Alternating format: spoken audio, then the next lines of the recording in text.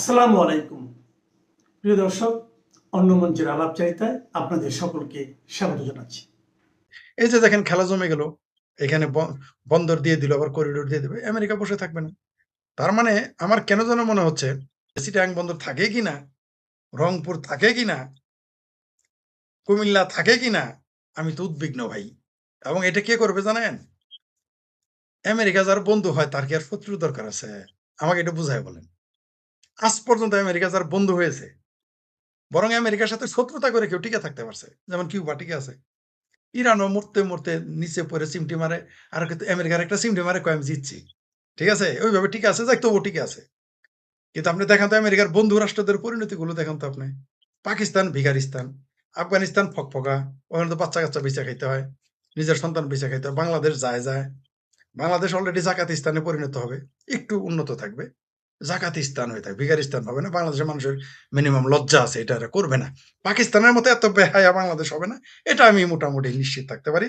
এরা ভিখারিস্তানে পরিণত দিবে না, কিন্তু জাকাতিস্তান হবে। জাকাত খাবে, একটু উন্নত আরকি। একটু আপগ্রেড থাকবে পাকিস্তানের চাইতে। তো দর্শক যেটা বলেছে, এই বাংলাদেশের কপালে খুব শনি আছে। এটা গাজা না, তার সাথে ভয়ংকর পরিণতি হবে। গাজাতে মানুষের সংখ্যা কত? গাজাতে মানুষের সংখ্যা হলো 18 থেকে 20 লাখ। সেই মানুষগুলো তাদের খাদ্য-দ্রব্য, বাসস্থান, অন্ন, বস্ত্র এগুলো দেওয়া সম্ভব। যেকোনো একটা দেশে এদের পালতে পারে। কিন্তু 18 কোটি মানুষকে কে খাবার দিবে ভারত ছাড়া? আমি তো ভারত ছাড়া কাউকে দেখতেছি না যে বাংলাদেশকে 100 টা গম দিবে। এই যে তুরস্ক, রোহিঙ্গাদের এত লম্বা কথা বলল। জীবনে কোনদিন শুনছেন রোহিঙ্গাদের 10 টাকা দিছে? কিন্তু 20 কোটি টাকা কিন্তু ঢাকা বিশ্ববিদ্যালয়ের মসজিদের জন্য দিছে। এই যে শিবিরের জঙ্গিদের জন্য দিয়েছে। দিয়েছে না? এরা হলো সবাই জাতে মাতাল, তাহলে ঠিক। তবে বাংলাদেশের কপালে খুব শনি আছে। শুধু শনি হলেই চলবে না। শনি, রবি, সোম, মঙ্গল, বুধ, বৃহস্পতি, শুক্র সবই লেগে যাবে। তো আমাদের সুখে খেতে ভূতে গিলাইছিল, এটা আমেরিকা সোজা করে ফেলবে। এই যে একজন দর্শক মন্তব্য করেছে না? আমেরিকা বাংলাদেশকে এবার সোজা করে ফেলবে। কারণ আমেরিকা জাতে মাতাল, তাহলে ঠিক। নিজের স্বার্থের জন্য সে যা করতে হয় তারা করবে। আর মুসলেখা দিয়ে এসে আপনি চীনের সাথে প্রীতি করবেন, মুরব্বি, কাজ হবে বলে মনে হয় না। অপেক্ষা করি, দেখতে থাকি সামনে কি হয়। ধন্যবাদ মাসুদ ভাই, ধন্যবাদ ফরিদ ভাই এবং দর্শক শ্রোতা মন্ডলী যারা আমাদেরকে দেখছেন, সকলকে আমার অভিনন্দন। এই যে মংলা বন্দর নিয়ে এত কথাবার্তা, যে মংলা বন্দর চায়নারে দিয়ে দিচ্ছে, যে ফরিদ ভাই একটু একটা কথা বলছে, তবে ওনারে নিয়ে আমার একটা সন্দেহ আছে। উনি চিঙ্কু বামন আর রিঙ্কু বামন, আর সুতরাং আমি বলবো যে উনি সাদা বাম, কারণ চুলদারি সব সাদা হয়ে গেছে, সাদা বাম।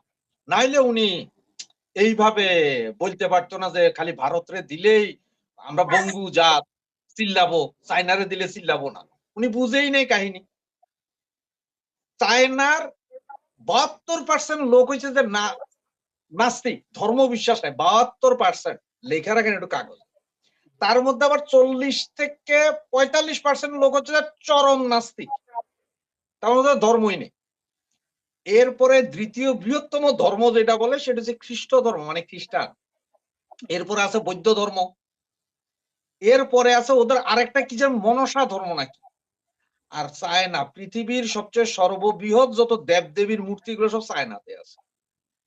এখন আমার তারেক ভাইয়া যাইয়া যখন এই মূর্তিগুলো দেখছে, ওনার মনে এটা ভয় আইছে না, যদি এই মূর্তি কাইটিয়া কোন রকম পইরা যায় তো ওইটা এতে এমনি মংলা ফংলা সব বন্ধ হয়ে যাবে, নদী নালা। তার চেয়ে ওদের দে যাতে মূর্তি না পড়ে। ওইলা কাহিনী হইছে এটা, মূর্তি পড়িস না, মূর্তি ঠিকঠাক। ভারতের অনুদান, ভারতের এর আগে গত 15 বছরে ভারতের অনুদান আছে চায়না বন্দরে। চায়না বন্দরে অনেক কনস্ট্রাকশন ভারতের আর্থিক সহযোগিতা হয়েছে। চিটাঙ্গেও হয়েছে অনেক আর্থিক অনুদান ছিল অনেক। এখন কাহিনী কি জানেন, ওই যে যেই পাতে খায় ফুটা করে একটা কথা আছে না, এইটাই সেইটা। তো ফরিদ ভাই একটা কথা ভালো কইছে যে যার আমেরিকা যার বন্ধু তার তো শত্রুর দরকার নাই। কারণ আমিও বিশ্বাস করলাম কেমনে যে তারেক রহমান রে আমেরিকা এই সিআইএ বা মোসাদের দিয়া বুদ্ধি দিয়া যে তুমি চায়নার লগে চুক্তি করো কয় না। কারণ চায়নারও তো এমনি মারতে পারতেছে না। আমেরিকা যাইয়াই কি পারমাণবিক বোমা মারা দিবে তা মারতে হবে। ঠিক আছে, এর এদিক দিয়ে ঢুকাও। ওই রোডস এন্ড হাইওয়ে করো, মানে যেটা আগে ছিল সিল্ক রোড। সিল্ক রোড একসময় চায়না থেকে আমাদের সোনারগাঁ থেকে ছিল, আবার আপনার এই ইরান, তুরস্ক, পাকিস্তান হইয়া সেই কোথায় গেছিল, সিরিয়া মিরিয়া, সেই রোড চালু করতেছে। এখন হয়তো এটা বুদ্ধি দিছে যে তোমরা সব রাজি হবা, সব মানে ওগো রোড আইবো, ওগো এই আইবো সে আইবো, বাকি খেলা আমরা দেখ।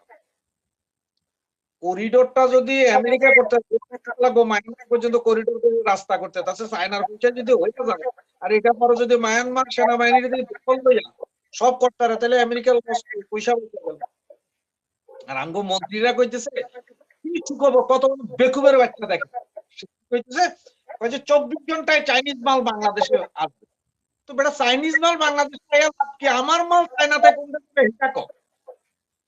আমার কাছে আমি চায়নারে পাঠাইতে পারবো, প্রতিদ্বন্দ্বিতা করবো, এই মাল তো আমার কাছে নাই, সব তো চাইনিজ মাল।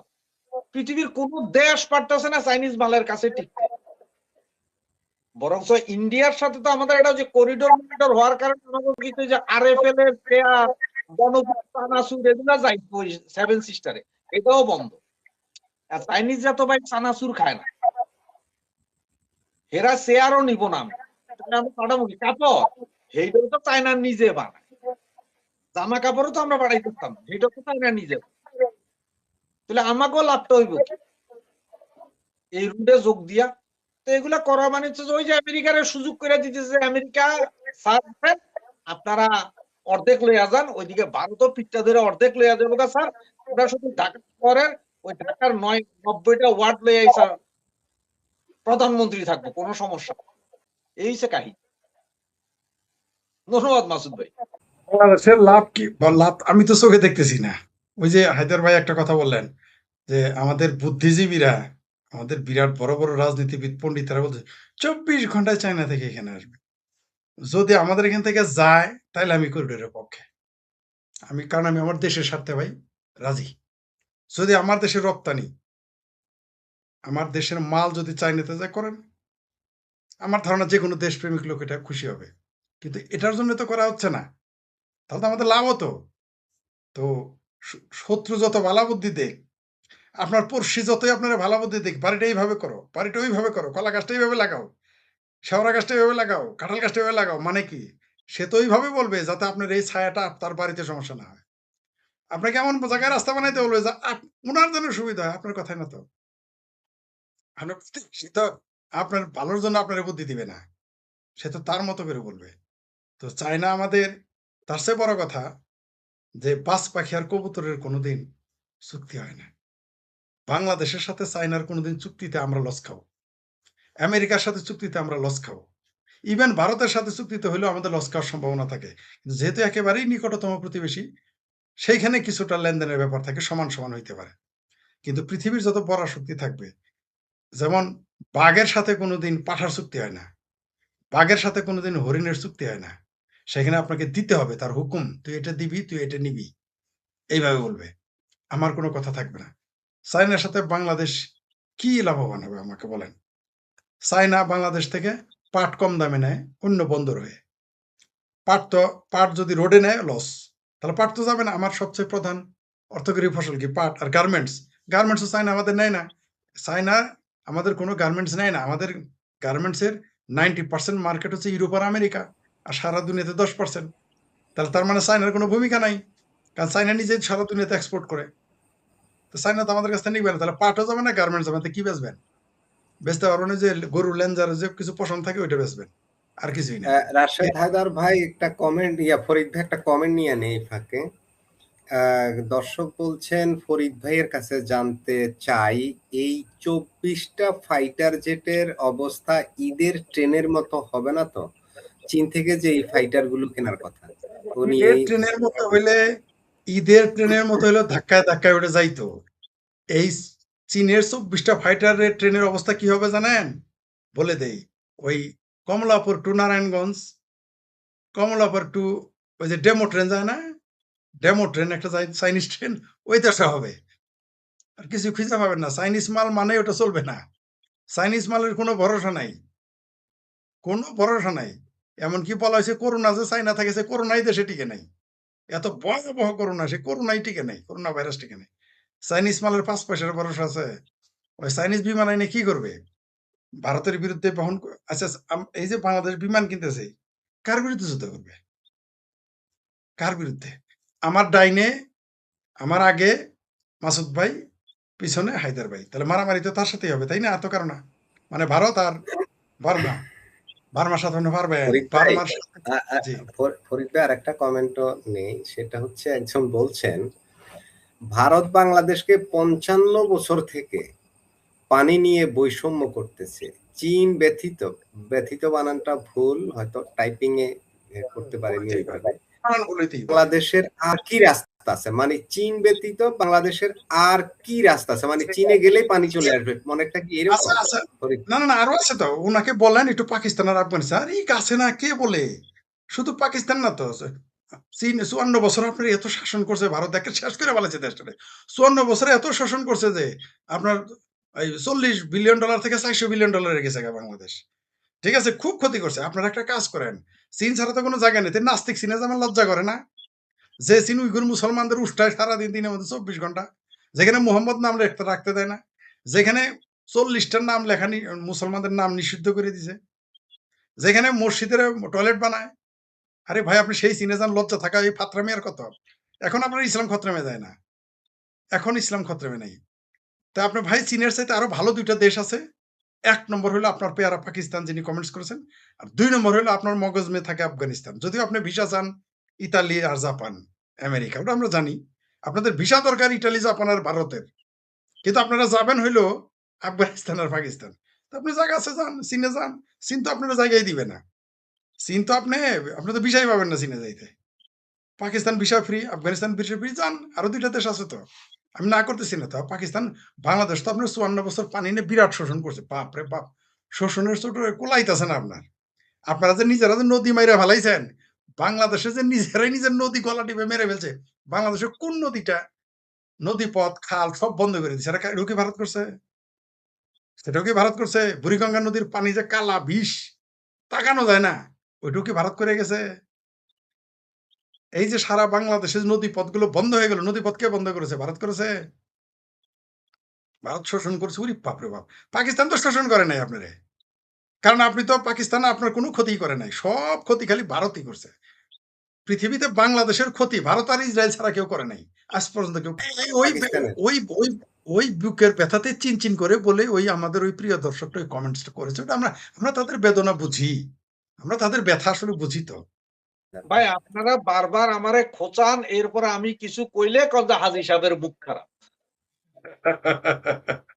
আপনি চাইনিজ বেডিগুলারে দেখছেন, সব একই রকম। 3টা-4টারে এক লগে খাড়া করালে কইতে পারবেন না কোনটা শি জিনপিং, কোনটা চি জিনপিং, কোনটা টি জিনপিং। ঠিক বারগুলোরও সেম, এগুলো সব সুন্দর সুন্দর। একটা লাভ হবে অন্তত, এগুলার এই যে প্রেম করে এখন আর ফাইটে আইতেব না, এরপর প্রেম করে করে এমনিই দেশে ঢুকবে। আর এই রোডের আশপাশে দেশের ঢুইকা যে কি হবে সেইটা আর কল্পনাতীত। সেটার কিছু না, লাভের মধ্যেই একটা হইতে পারে যে আমরা ওই যে হাইব্রিড বা সংক্রামক গরু, মোটা তাজাকরণ, বিভিন্ন সুন্দর গরু দেখেন না, এইরকম হয়তো প্রোডাকশন হবে। এছাড়া আর কোনো লাভ দেখি না। বাংলাদেশের উপর দিয়ে যাইতে যে ট্রাক, বাস যেগুলা যাবে, এগুলা ড্রাইভারদের খানার জায়গা দিতে হবে না, আগামুতা এখানে কাজের লোক লাগাইতে হবে, এদের কাছ থেকে পয়দা হবে আর কি। এইটাই, এই পয়দা হবে না, পয়দা হবে। কারণ আপনার ওই আপনারা আগেও কইছি যে কোনো মালই তো নাই যে আপনি পাঠাইবেন। ভাই, পাঠাইবেনটা কি? আপনি কিছু পাঠাইতে পারবেন না। এখন ওই যে ওই দিন কইলাম না যে ফরিদ ভাই হাসছিল ওই দিন, যে ফেয়ার এন্ড লাভলি এখনো কিনতে গেলে আমরা যে ভারতীয় ফেয়ার এন্ড লাভলি আছে কিনা মালিশ করার লাগে। ফেয়ার এন্ড লাভলি মালিশ করলে নাকি চেহারা ফর্সা হয়ে যায়। তো ফেয়ার এন্ড লাভলি দিয়া যদি ফর্সা হইতো, তাহলে ফেয়ার এন্ড লাভলি তৈরি নির্মাতা প্রতিষ্ঠান সর্বত আফ্রিকাতে পাঠাই দিত সব। কইতো সব ওখানে সাদা বানায় আলাদা, বেকুবের জাত বাঙালির কাছে পাঠাইতো। চায়নাও ঠিক ওইভাবে দিছে। ভালোবাসা যেটা টিকে সেটা হচ্ছে যে জার্মানির ভালোবাসা, আর ভালোবাসা যেটা কয়েক ঘন্টায় ভেঙে যায় সেটা হচ্ছে চাইনিজ ভালোবাসা। সুতরাং আপনার চাইনিজ ভালোবাসার দিকে ধাবিত হয়েছে। ওই ফরিদ ভাই কইছে যে বিমান কিনবো, এগুলো যে নারায়ণগঞ্জ ঢাকা ট্রেন না, না ফরিদ ভাই, এই বিমান চালানো উড়ানোর প্রশিক্ষণ নিতে নিতে বিমানের এক্সপায়ারি ডেট শেষ হয়ে যাবে। সব জায়গায় তখন যে মাইল্যান্ড স্কুলের উপরে পড়বো, মাইলস্টোন স্কুলের উপরে পড়বো বিমান, এছাড়া আর কিছু হবে না। বাংলাদেশে এটা কোনো লাভ নেই। লাভ আছে একটা কি জানেন, ওই যে হয়তো একটা গাড়ি গেলে তো 5-10 টাকা করে ট্যাক্স পাইবে দূর, কিন্তু খরচ করব কয়েক হাজার কোটি টাকা এই রোডে, কারণ বাংলাদেশ অংশের রোড কিন্তু চায়না কইরা দিয়া যাবে না, চায়না কইরা দিয়া যাইব, কিন্তু এটা হচ্ছে সুদের উপরে, যে আপনাকে আমি 1000 কোটি টাকা দিলাম, এটার 15% সুদ দিবেন আপনি।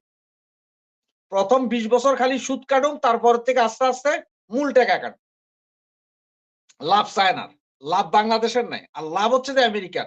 এখনো কইতেছি এগুলা যা হইতেছে সব আমেরিকার কথায়, যে এটা চায়নারে দিয়া অমুকরি দিয়া বানাইলো বাবা, পরে এই করিডোর আমরা দখল করব, স্যাংশন দিব, যে তোর উপর দিয়ে কিছু গেলে তুই ব্লক, তখন করে দেখেন এটা তো হইতেছে না, আমরা তো পাইতেছি না, চায়নাকেও পয়সা দে ভাই, পয়সা পাইতেছি না, দিতে পারতেছি না। সুতরাং ওই করিডোর মায়ানমারে অস্ত্র যাইব, ট্যাঙ্ক যাইব। আবার না একটা ভালো কথা আছে, এটা এখানে শুধু মাল যাবে না, এখানে টোটাল সামরিক সরঞ্জাম থেকে শুরু করে সব যাবে। তো ভাই আমরা কি বোমা বানাই, ট্যাঙ্ক বানাই, বিমান বানাই তো চায় না, সব চায়নাই পাঠায়। এর মধ্যে ফরিদ ভাই যাইয়া যদি দুই একটা ককটেল বানাইয়া যদি সাপ্লাই দিতে পারে, তাইলে হয়তো বাংলাদেশে কিছু লাভ হইতে পারে। কি পারবেন না ফরিদ ভাই? লাভ হবে সেটা হলো যে একটা চাইনিজ মেয়েকে ছেলেকে বিয়ে করে ওর টাকা মেরে দিছে না বাংলাদেশি মেয়েরা, এই কাজটা করতে পারবে, চাইনিজরা আসবে। হ্যাঁ, চাইনিজের ট্রাক ড্রাইভারদের, ট্রাক ড্রাইভারদের কাছে বিয়ে বসবে আর যৌতুকের টাকা মানে কাবিন নামার টাকা নিয়ে নিতে পারবে, এই কাজটা করতে পারবে। অদূর ভবিষ্যতে আমার দেশের পোলাপাইনের চেহারাও চাইনিজ চেহারা হয়ে যাবে, এই কাজটা হইতে পারে, এটা হইতে পারে। এই পয়দাটা হবে। মানে এই দেশে এখন তো পাকিস্তানি বীজ আছে, এখন কিছু চাইনিজ বীজ দরকার যাতে ভারত বিরোধী পয়দা করতে পারে। হ্যাঁ, আমি তো চাই এরা কারণ এদের তো কোনো কাম নাই, শুনেন, এদের নাই কোনো কাম, খই বাজে, একটা কিছু করতে দিবেন না। এদের কোনো উন্নয়নমূলক কাম নাই, রাস্তাঘাট 1 ইঞ্চি বাড়ায় নাই, একটা কালভার্ট বানায় নাই, ব্রিজ বানায় নাই, 1 ইঞ্চি রেল বানায় নাই, পানিপথ, নদীপথ, আকাশপথ বন্ধ হয়ে আসতেছে। তো একটা কাজ তো করতে দিবেন, একটা কাজ তারা বাইর করছে, কত জানান। কারণ কোন সময় যেন বুদ্ধি নাশে, মানে যখন তার সময় খুব কাছে চলে আসে তখন বুদ্ধি কিন্তু নাশ হয়ে যায়। ঠিক আছে, তাদের বুদ্ধি নাশ হইতেছে, এরা টাকা বদলায়, বাংলাদেশের টাকা বদলাবে, বদলাইতে দেন। এদের বঙ্গবন্ধুর ছবি আছে দেখে এদের মনে বড় বেদনা, বঙ্গবন্ধুর ভাস্কর্য ভাঙলাম, তারপর বঙ্গবন্ধুর 32 নম্বর ভাঙলো, এত কিছু ভাঙার পরেও তাদের দেখুন বঙ্গবন্ধুর ছবি দেওয়া করুক, সমস্যা নেই। পাসপোর্ট থেকে ইসরায়েল অ্যাকসেপ্ট ইসরায়েল উঠাইলাম, আবার যুক্ত করলাম। তো এরা কিছু কাজ করতে দেন, কাজ নাই তো, কিছু একটা করতে দিতে হবে। কারণ আমার ভাবির পোলারা গেছে, কোনো কাজ নাই। জামাতের এমপিতে তো কোনো কাজ নেই, ওদের শখ ছিল, আমেরিকারে বলছিল আমরা প্রধান বিরোধী দল হইতে চাই, করে দিছে। তারেক রহমান বলছিল আমার প্রধানমন্ত্রী বানায় দেন, বানায় দিছে। আর তো কোনো কাজ নাই। এরা কাজ করবে তো দূরের কথা, প্রতিশ্রুতি দিতে পেরেছে এখন? আপনি বলেন তো হায়দার ভাই, দিয়েছে কি কোনো, যে আমরা এটা করব, আমরা 5 বছর এটা করব, শুধু এইটুকু বলুক। বিএনপিরাই হাসে, কেন হাসে জানেন? যদি বলে 5 বছরের মধ্যে আমরা এটা করব, পঞ্চবার্ষিকী পরিকল্পনা আমাদের আছে, যে হায়দার ভাইয়ের যে 2 প্রতিবেশী, একটা লাইনে প্রেসিডেন্ট বানাবো, ওই যে বুইরা লোকটারে ইউনূসেরে, আর একটা আছে ল্যাংটা সুলেমান, তার স্বরাষ্ট্র, এটি বলুক, আমরা শুনতে চাই। এই সাহস তাদের নাই, কারণ তারা তো জানে তারা টিকতে পারবে না। তো এখন সংসদে এক এমপি বলে 50 বছর আওয়ামী লীগ ক্ষমতায় আসবে না, আরেক এমপি বলে যে তারা টাকা আর বদলাবে, টাকা পয়সাও বদলাক, সমস্যা কি, আরো কিছু বদলাক, তারা চাইলে সংসদটাকেই বদলায় ফেলাক। পুরো বাংলাদেশই তখন বদলাই ফেলতেছে, পুরো বাংলাদেশের চেহারাই তখন পাল্টাই ফেলছে। দেখেন আরো কিছু করতে, কয়দিন পরে দেখবেন এরা গণতন্ত্র বলবো, গণতন্ত্র চাই না, অন্য কিছু বদলাইতে থাকুক। ভাই এলো পাকিস্তানি ফাত্রা লোক, এর কথার কি জবাব দিব? এসে খোঁজা একটু কথার কথা শুনতে চায়। এ চাইতেছে যে সব সম্পর্ক ছিন্ন করে শুধু পাকিস্তান আর আফগানিস্তানের সম্পর্ক করবে, এ হলো এদের মেন্টাল প্রিপারেশন। এ বুঝেই না যে সম্পর্ক ছিন্ন করা আর বাণিজ্য চুক্তি নিজের স্বার্থে করা আলাদা জিনিস। এই জ্ঞানই তো তার নেই। এত প্রশ্নই বল, কেউ যদি আমার জিজ্ঞেস করে যে ঢাকার রাজধানীর নাম কি, তার কি উত্তর দিব? চীনের সাথে কেন সম্পর্ক, ভারতের সাথে এত খারাপ সম্পর্ক, সে তো চীনের সাথে সম্পর্ক ছেদ করে নেই, ঠিক আছে? সম্পর্ক থাকা আর রাজনীতি, ব্যবসা বাণিজ্য করা তো আলাদা জিনিস। আমার স্বার্থে আমি যে কোনো দেশের সাথে চুক্তি করব, আমার দেশের স্বার্থে যদি হয়, পৃথিবীর যে কোনো দেশে আমার যদি লাভ হয় আমি চুক্তি করব। কিন্তু এখানে তো এগুলো গোলামি চুক্তি। এত উদ্দেশ্য এটা না, এ শুধু চাইতেছে যে ভারতের এসে গালি দিবে, এটাই হলো তার কাজ, আর তো কোনো কাজ নাই। যে লোক এখানে কপারেট করছে তার তো রূপ হইলো ভারত। কারণ বাংলাদেশের মৌলবাদীদের 4টা স্তম্ভ, মৌলবাদীদের ইমানের 4টা স্তম্ভ, তার একটা হলো ভারত বিরোধিতা করা।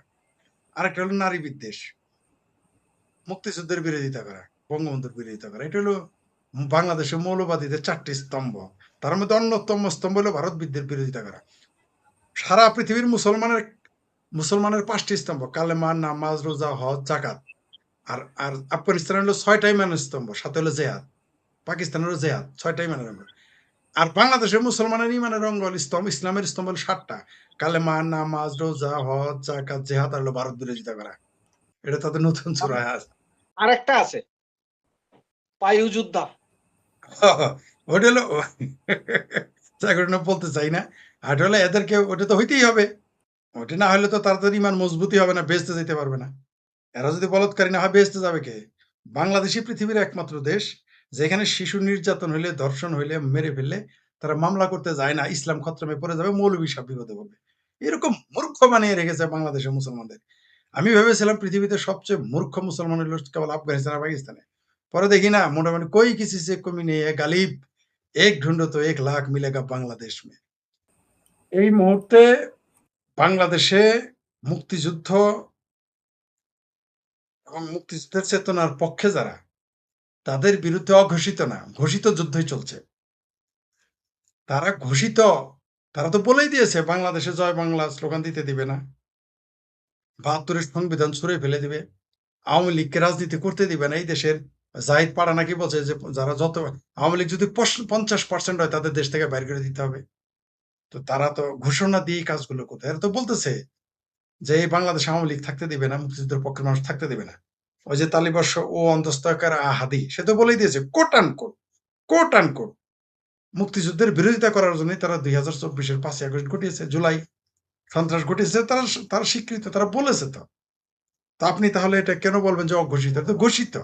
এই মুহূর্তে মুক্তিযুদ্ধের পক্ষের মানুষ ঘোষণা দিয়ে মাঠে নামে নেই, কিন্তু যারা মুক্তিযুদ্ধের বিরুদ্ধে তারা ঘোষণা দিয়ে নেমেছে, তারা তো নির্যাতন করবেই। লাস্ট তো আজকে তুরাগ নদীতে, এটা নতুন না। 5ই আগস্টের 4 তারিখ থেকে শুরু হয়েছে, এবং যতদিন এই মুক্তিযুদ্ধ বিরোধী শক্তি ক্ষমতায় থাকবে, বিএনপি, এই মুক্তিযুদ্ধ বিরোধী বিএনপি, এই মুক্তিযুদ্ধ বিরোধী জামাত, এই মুক্তিযুদ্ধ বিরোধী ভাবির পোলারা যতদিন থাকবে, বাংলাদেশে আওয়ামী লীগ এবং মুক্তিযুদ্ধ পক্ষের শক্তিদের উপরে তারা আক্রমণ চালাচ্ছে। এটা তাদের কাজ, এটা তো ইমানের অঙ্গ। তারা তো ক্ষমতায় এসেছে বাংলাদেশের মুক্তিযুদ্ধের পক্ষের মানুষদের মেরে ফেলার জন্য, এবং এটা করতে থাকবে যতক্ষণ না এদেরকে উচ্ছেদ করবে বাংলাদেশ আওয়ামী লীগ। কারণ তাদের কাজটা কি? তাদের সাথে আপনি কল্পনা করতে পারেন যে শুধুমাত্র জয় বাংলা স্লোগান দেওয়ার জন্য একটা মানুষকে মেরে ফেলে, ছাত্রলীগে মিছিল করার জন্য তাকে পানিতে ডুবে মেরে ফেলে, ভাবা যায়? এবং এখন দেখবেন কোনো মানবাধিকার সংস্থা, দেশি বিদেশি, কেউ কথা বলবে না। এখন বাংলাদেশে কোনো শিক্ষক, শিক্ষিকা, তারপর আপনার মানবাধিকার কর্মী, তারপর গণতান্ত্রিক অধিকার রক্ষা করা কর্মী, এদের আর আসমান জমিন কিছুই কাঁপে না। কিন্তু এর আগে এই হিরো আলম নামে ডিশ আলম, কথিত এক হিরো, সে উঠটা খায় পরে আসার পড়লেও তার জন্য দেশি বিদেশি বিবৃতি চলে আসতো। মানবাধিকারের যারা দোকানদার, তাদের দোকান আগুন লেগে যেত। কিন্তু এখন বাংলাদেশের মুক্তিযুদ্ধের পক্ষের মানুষদের উপরে এই বিএনপি, জামাত, হেফাজত, চামড়া নাই পীর, আমার ভাবির পোলারা এবং মিলিটারি বাহিনী, মোল্লা মিলিটারি বাহিনী যে অত্যাচার নিপীড়ন চালাচ্ছে, কেউ কোনো কথা বলতেছে না। বাংলাদেশে শুধু মানবাধিকার দরকার হইলো স্বাধীনতা বিরোধীদের। আওয়ামী লীগ যারা করে, মুক্তিযুদ্ধের পক্ষের যারা, তাদের কোনো মানবতার দরকার নাই, তাদের মানবিক অধিকার দরকার নাই, তাদের গণতান্ত্রিক অধিকার দরকার নাই, তাদের রাজনৈতিক অধিকার দরকার নেই, তাদের আইনি অধিকার দরকার নেই। সব আইনি অধিকার, গণতান্ত্রিক অধিকার, রাজনীতির অধিকার, বেঁচে থাকার অধিকার, সব অধিকার কেবল স্বাধীনতা বিরোধীদের এই দেশে। শুধু স্বাধীনতা বিরোধীরাই করবে, কারণ দেশটা তখন বাংলাদেশ নেই, পূর্ব পাকিস্তান হয়ে গেছে। এটা তো করবেই। আর পূর্ব পাকিস্তান হলে কি হবে? অবশ্যই মুক্তিযুদ্ধ বিরোধীদের মারবে, এবং তারা ঘোষণা দিয়ে মারতেছে, অঘোষিত না। এটা আমি আপনার সাথে একমত হতে পারিনি। প্রথমত এরা তো বলে এই সরকার, তারপরে সরকারের বিরোধী দল, সরকারের স্বতন্ত্র পার্টি, মিলিটারি, পুলিশ সবাই তো বলছে বাংলাদেশ আওয়ামী লীগ নাই, আক্রমণ করলো কিভাবে? প্রথমত যেহেতু নাই দেশে, আক্রমণ করলো কিভাবে? আর যদি বলেন যে তবে কি আওয়ামী লীগ, ছাত্রলীগ, যুবলীগ সহ মুক্তিযুদ্ধের পক্ষের যত শক্তি আছে তাদের পিঠ দেয়ালে ঠেকে গেছে বলে তারা কি রুখে দাঁড়াচ্ছে? নিঃসন্দেহে সত্য। তাদের তো রুখে দাঁড়াতে হবেই। রুখে দাঁড়াবে না, তাদের রুখে দাঁড়াতে হবেই। আজকে না হলে কালকে দাঁড়াইতে হবে, কালকে না হলে পরশু দাঁড়াইতে হবে। বাংলাদেশ আওয়ামী লীগ, ছাত্রলীগ, যুবলীগ, কৃষক লীগ, তাঁতি লীগ, স্বেচ্ছাসেবক লীগ, আওয়ামী যুব মহিলা লীগ, আওয়ামী লীগ, মহিলা লীগ, সবাইকে রুখে দাঁড়াতে হবে, উপায় নেই তো তাদের। এই দেশের মুক্তিযুদ্ধের পক্ষের মানুষকে, আওয়ামী লীগের অঙ্গ সংগঠন, আওয়ামী লীগের নেতৃত্ব অবশ্যই তাদের রুখে দাঁড়াতে হবে।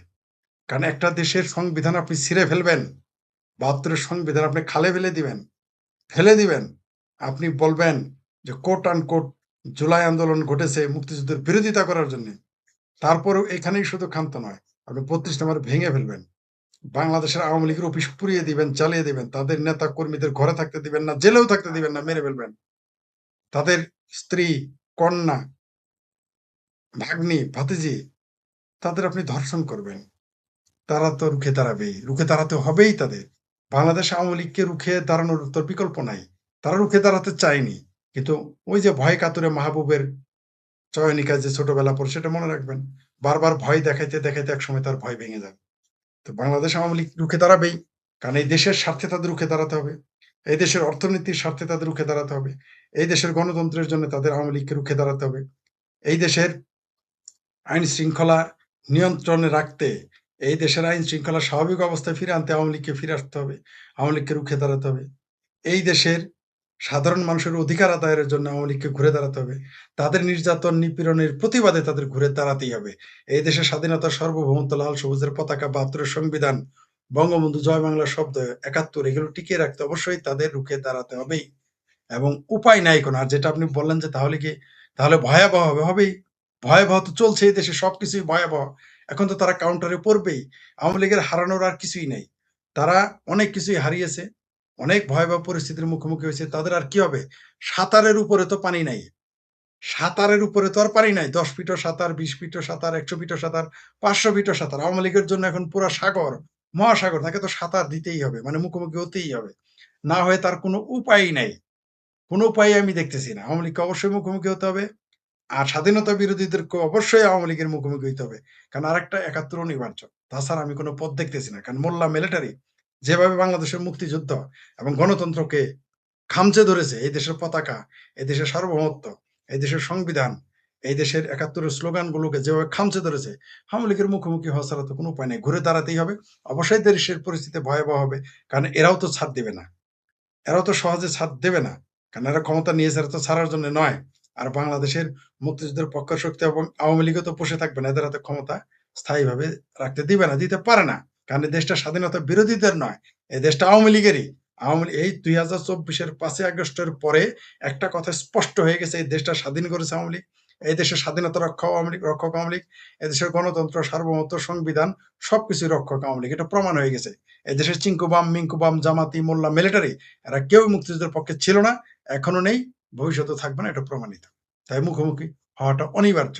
আর যখন মুখোমুখি হবে, অবশ্যই পরিস্থিতি ভয়াবহ হবে। তবে ফলাফল পূর্ব নির্ধারিত সেই ৭১-এর মতোই, আবার মুক্তিযুদ্ধ পরাশক্তি, মুক্তিযুদ্ধের যে শক্তি, তারা পরাজিত হবে, কেউ ঠেকাইতে রাখতে পারবে না।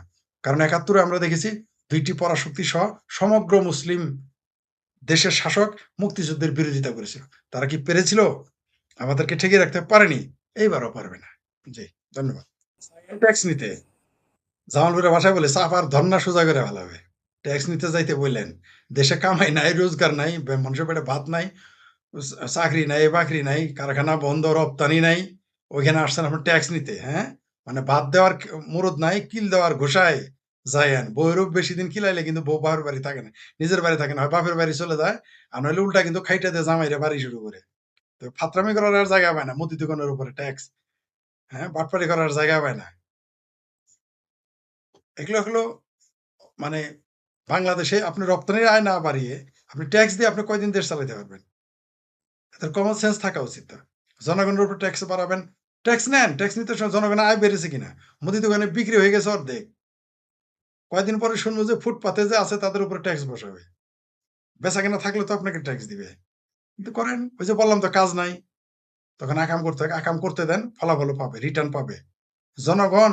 এই সরকার, আওয়ামী লীগ যদি ধরেন কথা, মনে করেন আওয়ামী লীগ কিছু করলো না, কোনো আন্দোলনে গেল না, যেমন শেখ হাসিনা বলছে না যে তিনি ডিসেম্বর মাসে আসতেছেন, ধরেন তিনি কিছুই বললেন না, এই ৩ বছর যদি আওয়ামী লীগ মুখে যদি পট্টি মেরে চুপ করে বসে দেয়, সরকার এমনি করে যাবে, কিছুই করতে হবে না, সরকার করে যাবে, জনগণই এদের পেটানো শুরু করবে, জনগণ জামাতকে পেটানো শুরু করবে, ভাবির পোলাদের এমনি জুতাতে পিটায় না, জামাতেরও কয়দিন মানুষ কিন্তু মোল্লাদের ওই যে মোল্লাদের কিছু বললে বেহেশত পাওয়া যাবে না, ওই ডর কিন্তু চলে গেছে। একটু শুধু বাদ আছে মিলিটারির ডর। ওইটা চলে গেলে দেখবেন রাস্তাঘাটে পেটানো শুরু। শুধু শুধু আমার ভাবির পোলাদের যে মামা ওয়াকারকে শুধু ব্যারাকে ফিরে যাইতে বলেন। তারপরে দেখেন পাবলিক এদের কি পরিণতিটা করে। আওয়ামী লীগ লাগবে না, ছাত্রলীগ লাগবে না, যুবলীগ লাগবে না। আমরা যারা টকশোতে ইউটিউবে কথা বলি আমাদেরও লাগবে না। পাবলিক এদের কিভাবে জুতা পেটা করে আপনি দেখতে পারবেন। রাস্তায় চলতে পারবে এরা। এমপিরা দৌড়ানি খাবে প্রতি মুহূর্তে। শুধু শুধু ওয়াকার সাহেবকে, সাহেবই বললাম, এই ওয়াকার সাহেবকে শুধু একটু ব্যারাকে ফিরে যাইতে বলেন। তারপরে দেখেন দুধ কা দুধ, পানি কা পানি হয়ে যাবে। বাংলাদেশের জনগণ কিন্তু এত বোকা মনে করেন না। আমি স্ট্রিট পিপলের সাথে কথা বলি। কৃষক, শ্রমিক, সাধারণ ক্ষুদ্র ব্যবসায়ী তাদের সাথে কথা বলি। রিক্শাওয়ালা, অটোওয়ালা এদের সাথে কথা বলি। চায়ের দোকানের লোকদের সাথে কথা বলি। যারা ফুটপাতের চায়ের দোকান বা সাধারণ চায়ের দোকানে যারা কথা বলে, সাধারণ মানুষ, কমন ম্যান যারা, তাদের সাথে কথা বলি। এদের তো বোকা মনে করেন না। বিএনপি তো অতিষ্ঠ হয়ে যাইতেছে। কামাই নাই, রোজগার নাই। বিএনপি লোকই তো পাগল হয়ে যাইতেছে। ছাত্র দলের লোকই তো পাগল হয়ে যাইতেছে। যুব দলের লোকই তো পাগল হয়ে যাইতেছে। খোদ বিএনপি লোকই তো পাগল হয়ে যাইতেছে। দেশে কামাই নাই, রোজগার নাই, ব্যবসা নাই। আপনি অন্যদের কথা বাদ দিলাম, আওয়ামী লীগের কথা বাদ দিলাম, সাধারণ মানুষের কথা। বিএনপি আপনি বলেন, আপনি বাংলাদেশের 64 জেলায় আপনি খোঁজ নেন, বিএনপি তো বিএনপির উপরে অসন্তুষ্ট। সাধারণ জনগণের তো আলাপই নাই। ১০০ দিন হয় না, ৩ মাস যায় না এই সরকারের অবস্থা খালে বিলে, মানে এই সরকারের পশ্চাৎদেশ খালে বিলে এরকম হয়ে গেছে অবস্থা। পরিস্থিতি তো দেশে ভালো না। আমি বললাম তো, আওয়ামী লীগ যদি আন্দোলন নাও করে, এই সরকার ২ বছর পরে একলাই পড়ে যাবে। এমনি উষ্টাখায় পড়ে না মানুষ, মুষ্টাখায় পড়ে যাবে এই সরকার। এটাই বুঝতে চাচ্ছি। এখনই যেকোনো সময় না, ভারত শুধু হয়ে গেছে, এই তো। ওয়াকারকে আওয়ামী লীগ যদি আন্দোলন নাও করে, ভাই আমার আওয়ামী লীগের জন্য জনগণ অপেক্ষা করতেছে। আওয়ামী লীগের সাধারণ কর্মী নেতারা অপেক্ষা করতেছে। সাধারণ নেতারা যদি ঘোষণা না দেয়, আওয়ামী লীগের কর্মী মাঠে নেমে যাবে। তেমনি আওয়ামী লীগের নেতা কর্মীও যদি মাঠে না নামে, জনগণ মাঠে নেমে যাবে। আপনার কয়দিন আপনি পিটিয়ে আপনি ঠিক রাখবেন পেটে ভাত না থাকলে? কয়দিন আপনি পিটিয়ে আপনি ঠিক রাখবেন? পেটে তো ভাত থাকতে হবে ভাই। আমি বললাম তো, যদি ২ বছর ৩ বছর যদি আওয়ামী লীগ কিছু না করে, এই সরকার এমনি পরে জনগণ মাঠে নেমে নেতাদের এমপিদের পেটানো শুরু করবে। শুধুমাত্র ওয়াকার এখন গেলে আপনি বলেন না নামবে, শুধু ওয়াকারকে যাইতে বলেন। কেন ওয়াকার যায় না? কেন ওয়াকার ঘরে ফেরত যায় না? ওয়াকার সাহেব যাইতে বলেন। ওই বিভিন্ন ছলে বলে, মানে কি খলের নাকি ছলের অভাব হয় না। দেশে তো খল, এক ছলে তিনি আছেন। তাকে শুধু যাইতে বলেন। আওয়ামী লীগ লাগবে না, ছাত্রলীগ লাগবে না। দেখেন আমাদের ডাকে কত, আপনার ডাকে কত লোক আসে আপনি দেখেন। আপনি একটা ডাক দিলেও বাংলাদেশে এমন একটা অবস্থা হয়ে গেছে, আপনি ডাক দিলেও ১,০০০ লোক নামবে। আমি ডাক দিলেও ২,০০০ লোক নামবে। তাহলে মানুষের অবস্থা কি বুঝতে পারে? শুধু সেনাবাহিনীর ভয় পাইতেছে। শুধু এই ওয়াকার জানে যারা পেটাবে। আওয়ামী লীগ লাগবে না, ছাত্রলীগ লাগবে না, যুবলীগ লাগবে না, কৃষি লীগ লাগবে না, কাউকে লাগবে না। স্বেচ্ছাসেবক লীগ লাগবে না, কাউকে লাগবে না। শুধু ওয়াকারকে যাইতে বলেন। দেখেন পাবলিক কিভাবে পেটানো শুরু করে। আমার ভাবির পোলা আছে না ৬টা এমপি, যেই দিন ওয়াকার চলে যাবে ১ সপ্তাহের মধ্যে পাবলিক এদের পেটাবে। ১ সপ্তাহের মধ্যে জনগণ এদের পেটাবে। আপনি লিখে রাখেন আমার কথা। আমার কথা আপনি আপনার নোট খাতায় তারিখ দিয়ে, প্রিয় দর্শক যারা দেখতেছেন, আমার কথাটা প্রত্যেকে নোট করে রাখেন। ১ সপ্তাহ শুধু ওয়াকার বলবে, আমরা শুধু ওয়াকার ঘোষণা দেবে বাংলাদেশ সেনাবাহিনী ব্যারাকে ফিরে গেছে, নির্বাচিত সরকার, সো কল্ড হোক যদিও আমাদের দৃষ্টিতে, নির্বাচিত সরকার দেশ চালাবে। ৭ দিনের মধ্যে ভাবির পোলাদের পেটানো শুরু করবে পাবলিক। ৭ দিনের মধ্যে জামাত দৌড়ানি খাবে, এমপিরা এলাকায় যেতে পারবে না, এখনই যেতে পারে না। দৌড়ানি খাওয়া শুরু করবে, পাবলিক পেটাবে এদের। ছাত্রলীগ আওয়ামী লীগ লাগবে না। বিশ্বাস না হয় ব্যারাকে ফিরে যেতে বলেন। শুধু সেনাবাহিনীর ভয়ে। পুলিশ তো কিছু বলবেই না, পুলিশ তো রেডি হয়ে আছে। আমি একটা জিনিস আপনাকে বলে দেই, ছাত্রলীগ লাগবে না, আওয়ামী লীগ লাগবে না, যুবলীগ লাগবে না, স্বেচ্ছাসেবক লীগ লাগবে না, আপনার আমার লাগবে না। বাংলাদেশে যে পুলিশগুলো আছে না, এমন ছেঁচা দেবে, এই এই যারা এখন ক্ষমতায় আছে, আর যারা আমার ভাবির পোলারা, এদের যে কি পরিণতি হবে, পুলিশে কি করবে, গুলি করে মেরে ফেলবে পুলিশ এদের। দেখবেন এমপি টেমপি মেরে ফেলছে, গুলি করে মেরে ফেলছে। এই ৬ জন আছে না আমার ভাবির পোলা, ৬টারে গুলি করে মেরে ফেলবে বাংলাদেশের পুলিশ। ১ বছর যদি এইভাবে থাকে। আর ১ বছর আমি বলে দিলাম আপনাকে। শুধু সেনাবাহিনীকে ব্যারাকে ফিরে যেতে হবে। ফরিদ ভাই আরেকটা কমেন্টও এই ফাঁকে নিয়ে নিই। সেটা হচ্ছে দর্শক বলছেন ২৪-এর ৩৬ জুলাই দেখে বিএনপির শিক্ষা নেওয়া উচিত। আপনার কি মনে হয় বিএনপি শিক্ষা নিয়েছে? বিএনপি শিক্ষা কেন নিবে? বিএনপি তো নিজেই ৩৬ জুলাইয়ের সন্ত্রাসের অংশ। বিএনপি নিজেই মৌলবাদী শক্তি। বিএনপি কেন শিক্ষা নেবে? বিএনপি তো এই কামেরই। বিএনপি কি শিক্ষা নেবে? ওদের যদি শিক্ষাই নিত, তাদের ৩৬ জুলাই ঘটতোই না। এই সন্ত্রাসই ঘটতো না। তারা গণতান্ত্রিক উপায়ে আসতো। তারা আন্দোলন করে আসতো, এইভাবে বাইপাস করে মুসলেকা দিয়ে সন্ত্রাসের মাধ্যমে তো আসতো না। বিএনপি কেন শিক্ষা নেবে? বিএনপি কি শিক্ষা নেওয়া রাজনৈতিক দল? বিএনপি কি শিক্ষা নেওয়া রাজনৈতিক দল? বিএনপির কাজই তো মুক্তিযুদ্ধের বিরোধিতা করা। বিএনপির কাজই তো মুক্তিযুদ্ধের বিরোধীদের পৃষ্ঠপোষকতা দেওয়া। বিএনপির কাজই তো মুক্তিযুদ্ধের পক্ষের যত স্মারক আছে তা ধ্বংস করা। বিএনপির কাজ কি? শুধু ক্ষমতায় আসা, মুক্তিযুদ্ধ পক্ষের দলকে ঠেকায় রাখা। বিএনপি কারা করে? বিএনপি হলো তারা যারা আওয়ামী লীগ করে না। ওটা হচ্ছে আওয়ামী লীগ বিরোধী একটা প্ল্যাটফর্ম, একটা ক্লাব। সেখানে তো তারা এই কাজ করবেই। আর তো শিক্ষা নিবে কেন? বিএনপি যদি শিক্ষা নিত তাহলে তো আওয়ামী লীগ নিষিদ্ধ করতো না। বিএনপি যদি শিক্ষা নিত, বিএনপি যদি শিক্ষা নিত তাহলে তো ছাত্রলীগ নিষিদ্ধ করতো না। শিক্ষা তারা নেয় নাই, কারণ এই কপালে, তাদের কপালে বহু শনি আছে। জি, ধন্যবাদ। পথকে নিয়ে আমি কথা বলতে খুব একটা রাজি না আমি, কারণ এটা হলো জামাতের ফাত্রার মধ্যে ১ নাম্বার ফাত্রা। এরে মাঠে নামানোই হয়েছে এই সমস্ত ফাত্রামি করার জন্য। এ হলো ফেক, এরা ভুয়া ব্যারিস্টার, জামাতি এরা বাংলাদেশের পাকিস্তান, এদের এদের চেহারা দেখেন না এদের কিরকম? এদের কাজই হলো সারাদিন মুক্তিযুদ্ধের বিরোধিতা করা। এদের কাজই হলো সারাদিন আওয়ামী লীগ বিরোধিতা করা। এরা হইলো তীব্র মুক্তিযুদ্ধ বিরোধী, তীব্র ৭১ বিরোধী। এরা যদি ৭১ সালে থাকতো সরাসরি রাজাকার আলবদর হইতো। বয়স কম, রাজাকার আলবদর হইতে পারে নাই। এরা হইলো ৭১ যে রাজাকার আলবদর ছিল তাদেরই মুখপাত্র হইলো এই এই ফাত্তা টাকলা ফুয়াদ। এই টাকলা ফুয়াদের কথাবার্তা দেখেন না কেমন? কোন সুস্থ মানুষ এইভাবে কথা বলে? কোন স্বাভাবিক মানুষ এইভাবে কথা বলে? তো বাংলাদেশ তো হইলো মানে মুক্তিযুদ্ধ বিরোধীদের এত ছাড় দেওয়া হয়েছে তার রাজকার। তবে এদের শিক্ষা জনগণ দিবে, শুধু বেড়াকে ফিরে যাইতে দেন সেনাবাহিনী। আওয়ামী লীগকে ফিরে আসতে হবে না। আবারও বলতেছি, আওয়ামী লীগকে ফিরে আসতে হবে না, শুধু সেনাবাহিনী বেড়াকে ফিরে যাইতে দেন। এই টাকলা ফুয়াদ, মাকলা ফুয়াদ, ওই আরেক ভুয়া ব্যারিস্টার কি কেসকি অরিজিনাল বান্দির পোলা শাহরিয়ার পাবলিক এদের জুতা পেটা করবে, জুতা পেটা করবে, এদের পাবলিকই করবে, সাধারণ পাবলিক।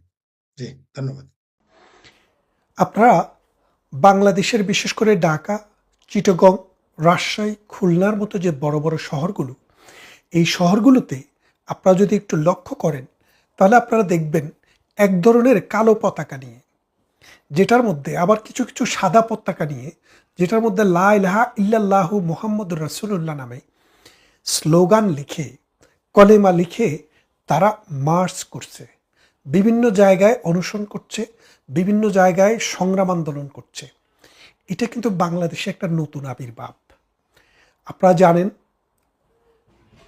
মধ্যপ্রাচ্যে যখন আইএস জঙ্গি বাহিনীর উৎপত্তি হয়, আফগানিস্তানে যখন তালেবান জঙ্গিদের উৎপত্তি হয়, আফগানিস্তান বেশ যখন আল কায়দা জঙ্গি গোষ্ঠীর উদ্ভব হয়, ওই আফ্রিকার নাইজেরিয়াতে যখন বোকা হারাম এবং আল শাবাব জঙ্গি গোষ্ঠী যখন উদ্ভব হয়, তারা কিন্তু এই রকম পতাকা নিয়ে রাষ্ট্রের ভিতরে মহড়া দিত এবং তাদের যে কথা সেটা তারা এই ভাষায় তারা প্রকাশ করত।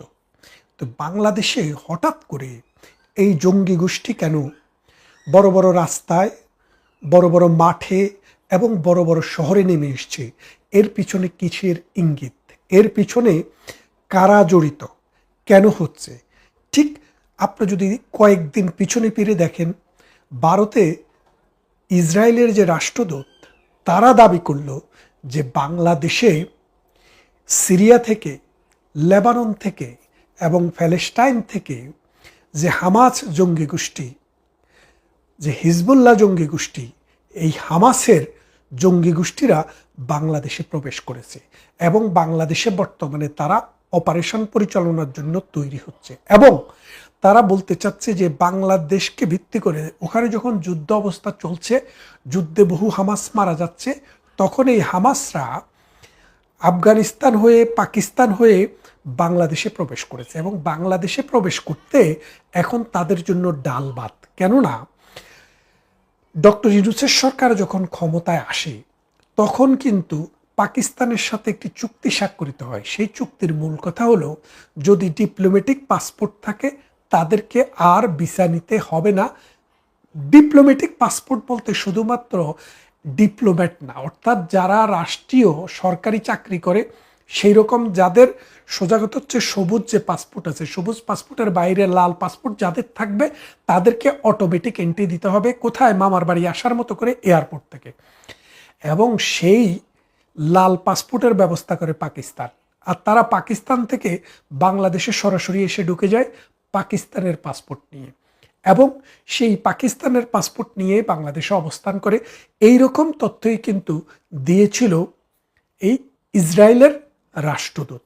কথাটি কি মিথ্যে নাকি সত্য সেটা আপনারা একটু যাচাই করবেন। কিন্তু আমাদের মাঠ, আমাদের ঘাট, আমাদের যে বাজার, আমাদের যে ময়দান, আমাদের বড় বড় নগর বন্দর আজকে প্লাবিত হয়ে যাচ্ছে সেই জঙ্গি গোষ্ঠীর স্লোগানে। বাংলাদেশ 1971 সালে স্বাধীন হয়েছিল একটি অসাম্প্রদায়িক চেতনা নিয়ে। ধর্ম যার যার, রাষ্ট্র সবার। হিন্দু, বৌদ্ধ, খ্রিস্টান এবং মুসলমান এক কাতারে কাঁধে কাঁধ মিলিয়ে যুদ্ধ করে 30 লক্ষ মানুষের রক্তের বিনিময়ে 2.5 লক্ষ নারীর ইজ্জত এবং 1 কোটি মানুষের দেশান্তর এবং অসংখ্য মানুষের, অগণিত মানুষের ত্যাগ তিতিক্ষার বিনিময়ে যে দেশটি স্বাধীন হয়েছে, সেই স্বাধীনতাকে এই জঙ্গি গোষ্ঠী স্বাধীনতা বলে বিশ্বাস করে না। তারা এখনো মনে করে 47 ছিল তাদের স্বাধীনতা, কারণ তাদের ধর্মভিত্তিক রাষ্ট্রের বীজ বপিত হয়েছিল 47 সালে। তাই তারা আবার 47-এ ফিরে যেতে চায়। তারা আবার এটাকে একটা জঙ্গি ভিত্তিক রাষ্ট্র তৈরি করতে চায়। এখন ক্ষমতায় যারা আছে তারা আজকে এই জঙ্গিবাদের কেউ না বলে তারা নিজেদেরকে দাবি করতে চায়। কিন্তু জঙ্গিবাদের উত্থান, জঙ্গিবাদের জন্ম এবং বিকাশ তাদের হাতেই হয়েছে। কাদের হাতে? বিএনপির হাতে। 1981 সালে আগে বাংলাদেশে জিয়াউর রহমানের দল ক্ষমতায় ছিলেন। জিয়াউর রহমানের দল ক্ষমতায় থাকা অবস্থায় যে যুদ্ধবিরোধী শক্তি রাজনীতিতে যারা নিষিদ্ধ ছিল, অর্থাৎ বাংলাদেশে যুদ্ধ অপরাধী বলে নয়, বাংলাদেশে ধর্মের ভিত্তিতে কোনো রাজনীতি হবে না। রাজনীতি হবে সমাজভিত্তিক, মানুষভিত্তিক, নৈতিকতা, নীতি, আদর্শ ভিত্তিক, সেটা ধর্মের ভিত্তিক না। সেই জন্য বাংলাদেশের কনস্টিটিউশনে ধর্মভিত্তিক রাজনীতিকে নিষিদ্ধ করা হয়েছিল। বিএনপি এসে সেই ধর্মভিত্তিক রাজনীতিটাকে আবার চালু করে এই জামাতে ইসলামীকে বাংলাদেশে রাজনীতি করার সুযোগ করে দেয়। এবং তার সাথে সাথে আনসারুল্লাহ বাংলা টিম, হিজবুত তাহেরি, অমুক তমক এইরকম নামে, বহু বেনামে বহু দোকান খুলে এই মৌলবাদী গোষ্ঠী রাজনীতি শুরু করে। পরবর্তীতে খালেদা জিয়ার সময়ে বাংলাদেশে গোলাম আজমকে এই দেশে আসার ব্যবস্থা করে দেয়, মানে থাকার ব্যবস্থা করে দেয়। আপনারা জানেন সুপ্রিম কোর্টের একটি জাজমেন্ট দিয়ে এই গোলাম আজমকে বাংলাদেশে পাকাপোক্তভাবে থাকার ব্যবস্থা করে দেয়। খেয়াল করে দেখেন, বাংলাদেশের রাজনীতিতে, বাংলাদেশের ইতিহাসে যারা ঘৃণিত অপরাধী, অর্থাৎ রাষ্ট্রের জন্মের সাথে যাদের সম্পর্ক নাই, রাষ্ট্রের জন্মের সাথে যাদের শত্রুতার সম্পর্ক, সেই শত্রু বাহিনীকে বাংলাদেশে বিএনপি আনে। এখন প্রশ্নটা হচ্ছে, বাংলাদেশের বন্ধু কারা ছিল? বন্ধু ছিল ভারত। ভারত একাধারে অস্ত্র দিয়েছে, অর্থ দিয়েছে, এবং মুক্তিযোদ্ধাদেরকে ভারতে ট্রেনিং দিয়ে, নিজেদের অস্ত্র, নিজেদের সামরিক বাহিনী দিয়ে বাংলাদেশের ভিতরে প্রবেশ করিয়ে যুদ্ধ করতে সহযোগিতা করেছে। এবং সর্বশেষ ডিসেম্বর মাসের 6 তারিখ থেকে 16 তারিখ পর্যন্ত তারা সমর যুদ্ধে পাকিস্তান বাহিনীকে পরাজিত করতে বাংলাদেশ বাহিনীকে প্রভূত সাহায্য সহযোগিতা যা পরিমাণ তা করেছে। এবং বাংলাদেশ সৃষ্টির পর থেকে গত 54 বছরে বাংলাদেশকে অর্থনৈতিকভাবে, সামাজিকভাবে, রাজনৈতিকভাবে নানানভাবে এই ভারত রাষ্ট্রটি সহযোগিতা দিয়ে এসছে। কিন্তু আপনি যদি খেয়াল করে দেখেন যে ভারতের সীমান্তে 1-2টা মানুষ মারা যায়, এটা সত্য, মারা যাক, এটা আমরাও চাই না। এটার জন্য কিন্তু বাইতুল মোকাররমে, ঢাকায়, চিটাগংয়ে, রাজশাহীতে, মসজিদে কোনায় কোনায় মোল্লারা কালো পতাকা উঠিয়ে কিন্তু আন্দোলন সংগ্রাম করে। কিন্তু গত এই 18 মাস বা 2 বছর সময়, অর্থাৎ ডক্টর ইউনূস ক্ষমতায় আসার পর থেকে আজকে পর্যন্ত সময়ে আপনি যদি দেখেন যে মাদ্রাসায় বলাৎকার করে কত শিশুকে ধর্ষণ, নির্যাতন, অত্যাচার করা হয়েছে, কত শিশুকে হত্যা করা হয়েছে, এই পর্যন্ত এই মৌলবাদী গোষ্ঠী একটি মিছিলও করেনি, একটি প্রতিবাদও করেনি। এটার বিরুদ্ধে তাদের কোনো কথা নেই। কেন নেই? কারণ হচ্ছে তারা এইরকম একটা রাষ্ট্রই চায়, যেই রাষ্ট্রে তারা যখন ইচ্ছা যেই কোনো নারীকে দর্শন করতে পারবে, যেই কোনো শিশুকে বলাৎকার করতে পারবে, দর্শন করতে পারবে, যেই কোনো ছেলে শিশুকে বলাৎকার করতে পারবে। এটা তারা অধিকার হিসেবে মনে করে। এবং আমরা দেখেছি একজন ইউটিউবার একজন জামাতি ক্লেরিক বলেছে যে এই রকম একটা বলৎকার করে 12 রাকাত নামাজ পড়লেই নাকি সেই গুনাহ মাফ হয়ে যায়। তার মানে কোন মধ্যযুগের দিকে আমাদেরকে নিয়ে যাচ্ছে, আপনারা খেয়াল করে দেখেন। এবং আমাদের শিশুদের মগজে এবং মননে ভারত বিরোধী একটা চিন্তা চেতনা ঢুকাই দিতে চাচ্ছে। কেন চাচ্ছে? কারণ ভারতের যে নীতি, ভারত আমাদের যে বন্ধু, এর ভিত্তিটি হচ্ছে অসাম্প্রদায়িকতা। কারণ 1971 সালে যুদ্ধের মূল মন্ত্র ছিল অসাম্প্রদায়িক চেতনা। সেই অসাম্প্রদায়িক চেতনায় ভারত আমাদের পাশে দাঁড়িয়েছিল, যার কারণে ভারতের কথা যখনই আসে তখনই অসাম্প্রদায়িক একটা চেতনার কথা আসে। আপনি খেয়াল করে দেখেন যে ভারতের সাথে যেন বাংলাদেশের সম্পর্কটা নষ্ট হয়, সেটাই কিন্তু এই মৌলবাদী গোষ্ঠীর সবসময় একমাত্র আরাধনা। কেন? কারণ এদের সাথে যদি একটা সম্পর্ক নষ্ট করা যায়, তাইলে এই বাংলাদেশটাকে বলৎকারের একটা ভূমিতে পরিণত করা তাদের পক্ষে সম্ভব হয়। এখন তারেক জিয়া যখন ক্ষমতায় আসে, এই মৌলবাদী গোষ্ঠী, এই মৌলবাদী চক্র যেইভাবে এখন ডানা মেলে উড়াউড়ি শুরু করেছে, ভারত কিন্তু এটাকে খুব কঠিনভাবে নজরদারিতে রেখেছে। কেন রেখেছে? আপনারা বলতে পারেন ভারত কি করবে? ভারত কি করতে পারে 1971 সালে আপনারা দেখেছেন, ভুলে গেলে চলবে না। পাকিস্তানের বাহিনী বাংলাদেশের বাহিনীর থেকেও শক্তিশালী ছিল। সেই বাহিনী কিন্তু ভারতের কারণেই পরাজিত হয়ে এদেশ থেকে সারেন্ডার করে, নাকে খত দিয়ে কান ধরে উঠবোস করে পাকিস্তানে পালাতে বাধ্য হয়েছে। মনে রাখবেন, পল পট যেভাবে জঙ্গিপনা করে এই কম্বোডিয়া রাষ্ট্রটিকে ধ্বংসের দ্বারপ্রান্তে নিয়ে গেছিল, সেখানে কিন্তু প্রতিবেশী রাষ্ট্র ভিয়েতনাম থেকে 60,000 সৈন্য এসে কিন্তু এই পল পট বাহিনীকে পরাজিত করেছে। তো বাংলাদেশও কোন দিকে যাচ্ছে সেটা কিন্তু সময় বলে দিবে। আপনাদেরকে ভুলে গেলে চলবে না, ভারত ভূরাজনীতিতে, দক্ষিণ পূর্ব এশিয়ার রাজনীতিতে, অর্থনীতিতে এবং সমাজনীতিতে খুব গুরুত্বপূর্ণ একটি রাষ্ট্র। যেই রাষ্ট্রটি সারা পৃথিবীতে তার জনশক্তি রপ্তানি করেছে এবং বুদ্ধিবৃত্তি রপ্তানি করেছে, প্রযুক্তি রপ্তানি করেছে। তারা এখন একটি মডেল হিসেবে সারা বিশ্বে খ্যাত। বাংলাদেশ এখনো পেটের ক্ষুধা মেটানোর জন্যই কিন্তু সংগ্রাম করে শেষ করতে পারেনি। এখন নতুন সংগ্রাম শুরু হয়েছে, এই মৌলবাদী গোষ্ঠীর সংগ্রাম। ভারত আমাদের প্রতিবেশী রাষ্ট্র। এই ভারতের সাথে আমাদের 3 দিক দিয়ে বর্ডার। এখন তারেক জিয়ার সরকার যখনই ক্ষমতায় আসে, তখনই এই মৌলবাদী গোষ্ঠীকে সম্বল করে ভারতের বিরুদ্ধে নানান ধরনের কূটকৌশল প্রয়োগ করে। এই কূটকৌশল প্রয়োগের মূল কারণ হচ্ছে যে ভারতের বিরুদ্ধে যদি যাওয়া যায়, তাহলে এই মৌলবাদী গোষ্ঠী তার পাশে এসে দাঁড়ায় এবং সেটাই সে শক্তি হিসেবে মনে করে। কারণ বাংলাদেশের মাটি এবং মানুষ অসাম্প্রদায়িক চেতনায়, মুক্তিযুদ্ধের চেতনায় বিশ্বাসী একটা শক্তি, এবং এই শক্তির মূল ভিত্তিভূমি হচ্ছে বাংলাদেশ আওয়ামী লীগ। এখন বাংলাদেশ আওয়ামী লীগের বিরুদ্ধে যুদ্ধ করতে হলে, বাংলাদেশ আওয়ামী লীগের বিরুদ্ধে রাজনীতি করতে হলে এবং বাংলাদেশ আওয়ামী লীগের সাথে যদি ফাইট করতে হয়, তাহলে তার এই জঙ্গি গোষ্ঠী দরকার।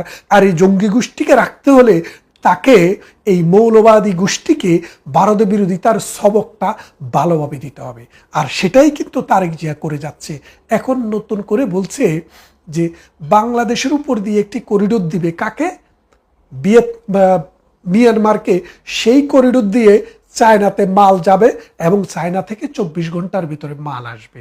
আপনারা জানেন যে বাংলাদেশ থেকে যে চায়নাতে যেতে পুরা, যদি আপনি ম্যাপটা দেখেন, দেখবেন যে এই মাথা থেকে ওই মাথা পর্যন্ত ইন্ডিয়ার বর্ডারের বিশাল অঞ্চল পাড়ি দিয়ে তারপরেই কিন্তু চায়না যেতে হয়। ভালো, আমরা ওটা নিয়ে কোনো চিন্তা করি না চায়না থেকে। কিন্তু মূল প্রশ্নটা হচ্ছে, ওই চায়নার সাথে যখন আপনি এই করিডোরটি ভারতকে বাদ দিয়ে করবেন, তখন ভারতের কথা হবে যে ভারতের ভিতরে শুধুমাত্র ওই 10টা অস্ত্রের মতো অস্ত্র ঢুকানোর জন্যই কিন্তু এই করিডোরটি ব্যবহার হতে পারে।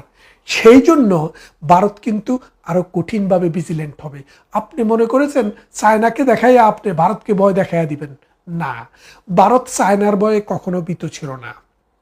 দালাই লামাকে ভারত কিন্তু নিজের রাষ্ট্রে বহু বছর এখন পর্যন্ত তাকে আশ্রয় দিয়ে রেখেছে। কেন দিয়ে রেখেছে? কেন? ভারত যদি চায়নার ভয়ে যদি এত ভীত হতো, তাহলে দালাই লামাকে তিনি এই ভারতে আশ্রয় দিতেন না। ভারত একটি শক্তিশালী রাষ্ট্র, প্রতিদিন ভারতের অর্থনীতি বড় হচ্ছে, প্রতিদিন ভারতের মানুষের জীবনযাত্রার মান উন্নত হচ্ছে এবং ভারত তথ্যগত প্রযুক্তিগত নানান দিক থেকে সমৃদ্ধির উচ্চ শিখরে উঠছে।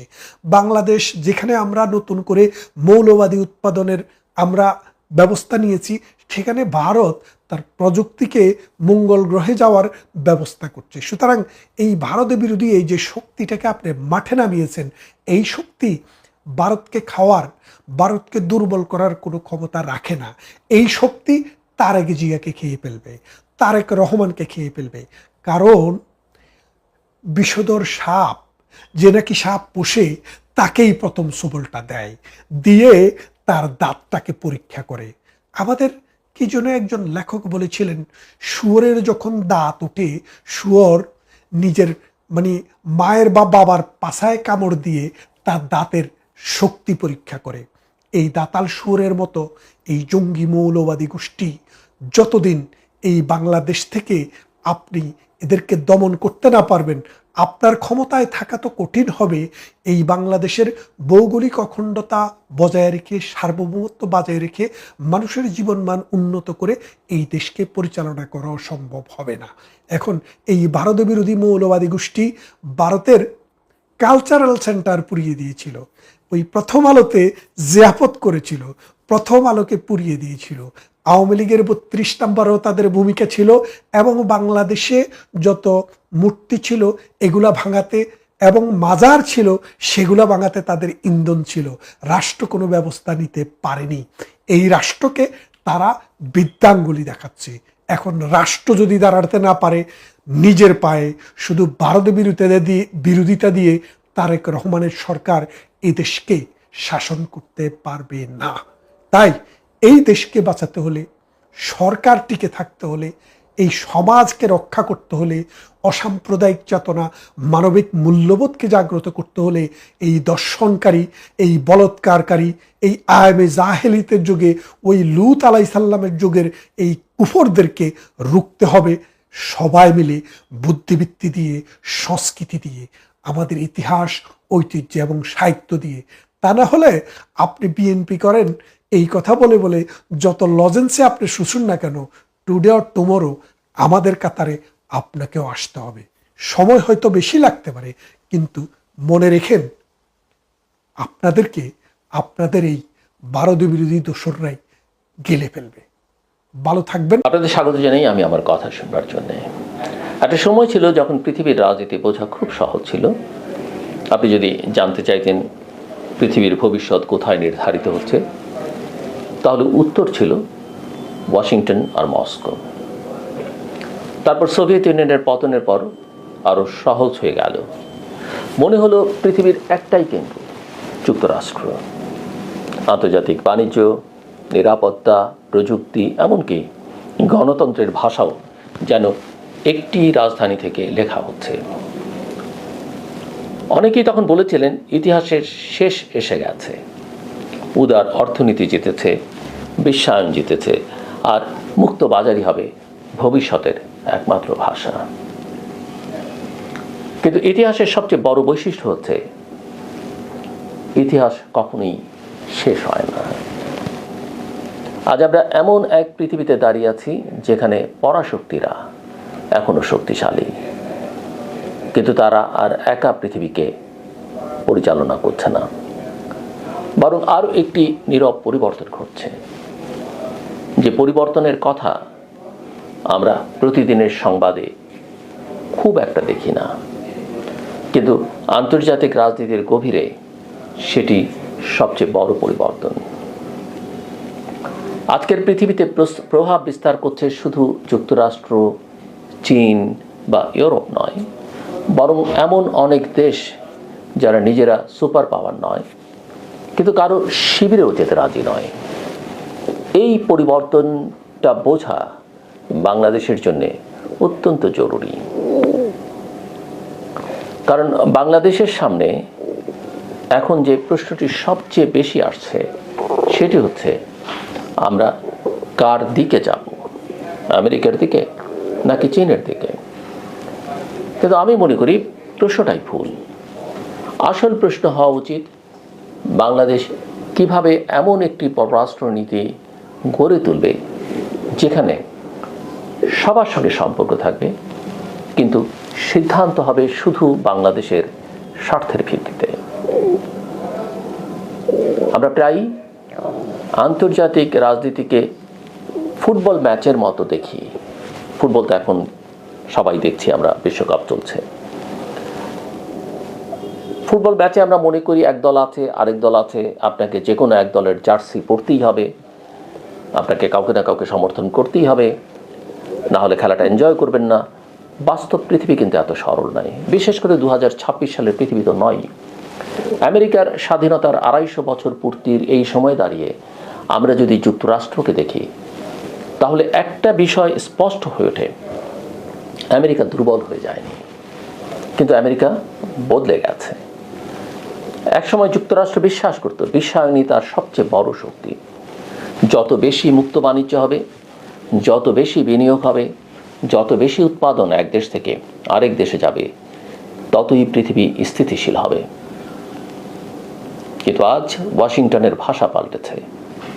এখন সেখানে শুধু মুক্ত বাজারের কথা হয় না, হয় সাপ্লাই চেইন, অর্থনৈতিক নিরাপত্তা, প্রযুক্তিগত প্রতিযোগিতা এবং কৌশলগত শিল্প নিয়ে। অনেকে মনে করেন এই পরিবর্তনের শুরু ডোনাল্ড ট্রাম্প। আমার মনে হয় ট্রাম্প এই পরিবর্তনের কারণ নন, বরং তিনি এই পরিবর্তনের সবচেয়ে দৃশ্যমান মুখ। চীনের উত্থান, কোভিড পরবর্তী সরবরাহ ব্যবস্থা সংকট, প্রযুক্তিগত প্রতিযোগিতা এবং জাতীয় নিরাপত্তা নিয়ে উদ্বেগ, এসব মিলেই আমেরিকার নীতিকে নতুন পথে নিয়ে গেছে। ট্রাম্প সেই পথটিকে আরও দ্রুত করেছেন। এ কারণেই আজ শুল্ক বা ট্যারিফ শুধু অর্থনীতির বিষয় নয়, এটি নিরাপত্তার বিষয়। একটা বন্দর শুধু বাণিজ্যের অবকাঠামো নয়, এটা কৌশলগত সম্পদও। একটা সেমি কন্ডাক্টর কারখানা শুধু শিল্প নয়, এটি ভবিষ্যতের ক্ষমতার প্রতীক। অর্থনীতি আর ভূ রাজনীতি দুটোকে এখন আলাদা করে দেখা প্রায় অসম্ভব। কিন্তু গল্পের অন্য চরিত্রটিও কম গুরুত্বপূর্ণ নয়। গত 2 দশকে চীন এমন একটা অর্থনৈতিক শক্তিতে পরিণত হয়েছে যা বিশ্ব ইতিহাসে খুব কম দেশই হতে পেরেছে। উৎপাদন, অবকাঠামো, প্রযুক্তি, নবায়নযোগ্য জ্বালানি, বৈদ্যুতিক গাড়ি, কৃত্রিম বুদ্ধিমত্তা, প্রায় প্রতিটি ক্ষেত্রেই চীনের উপস্থিতি আজ বাস্তবতা।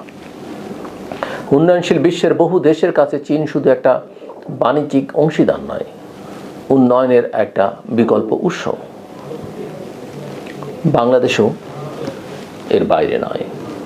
আমাদের সেতু, বিদ্যুৎ, শিল্পাঞ্চল, অবকাঠামো অনেক ক্ষেত্রেই চীনের অবদান রয়েছে। আবার একই সঙ্গে যুক্তরাষ্ট্র আমাদের সবচেয়ে বড় রপ্তানি বাজার।